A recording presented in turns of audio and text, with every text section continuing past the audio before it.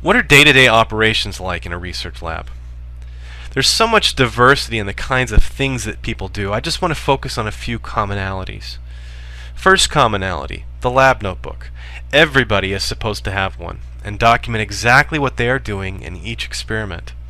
In the lab notebook, you'll see careful notes and tables, cut and pasted Kodak photos of gels, autoradiography film, and printed out reports from instruments. Most postdocs will have an entire shelf filled with lab notebooks, and they will show the signs of constant wear. Second commonality, the meetings. An astounding number of meetings are always going on. Departmental meetings, lab meetings, journal clubs, human resources meetings, phone conferences with collaborators, academic meetings, focus groups, training sessions on new equipment, invited speakers on scientific topics, students defending their dissertations, and my least favorite, institutional review board meetings for animal and human subject research. Sometimes a researcher has to pick and choose which ones to skip. Third commonality, the computer and email work.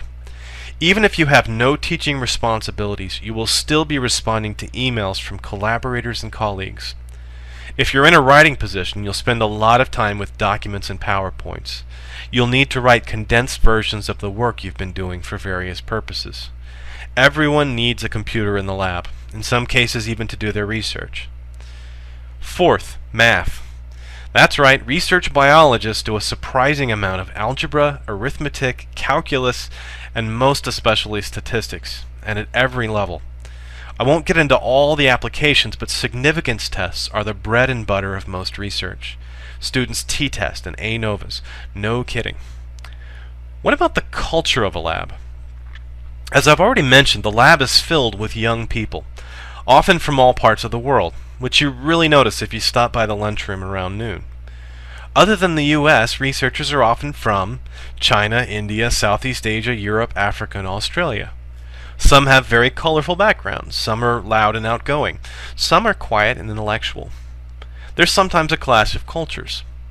As you might expect, there are the jerks and the angels, as in any other workplace. One of the features of bench research in an academic environment is the occasional downtime. Many steps in biological analysis require incubations or run times over an hour. Some people take advantage of this to use their time efficiently, and some use it to goof off. On the other hand, some labs are occupied from 7 a.m. to 7 p.m. by the same postdocs. One of the other features of research are the odd hours. If an incubation is 12 hours, you may be back at midnight to check on it. I've been in the lab on Christmas and Thanksgiving, feeding cell lines or cleaning mouse cages. What are the perks of research? How about seeing your name in a journal at a university library? What about seeing other well-respected scientists citing your work?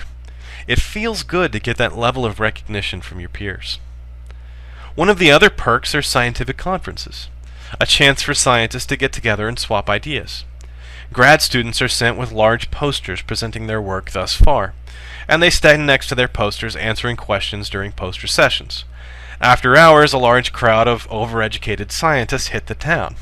These kinds of experiences lead to a sense of community in the academic research world. Another perk is the constant mental challenge. This is one job where you don't get paid to be mindless. Your ability to think critically will be used every day. This sharpens your thinking to a razor's edge. Research can give you a rush you won't find in most other jobs. It's the pure thrill of discovery, of being the only person in the world who has the understanding that you do. It takes a long time for the first payoff, but once you get your eureka moment, it's hard to think about any other career. No one goes into it for the money. They do it for the joy of learning, teaching, and discovering. There's also a wonderful sense of being part of something important, vital to our continued existence as a culture, something noble and immortal, the human quest for knowledge about the natural world. The practical advantages are rewarding too. I've worked in cancer centers where the lab was situated in a patient area. It's very motivating to think that the research you're doing can someday benefit those affected by cancer. Research saves lives. It can make them better too. The discoveries in science lead to direct benefits to every area of our lives.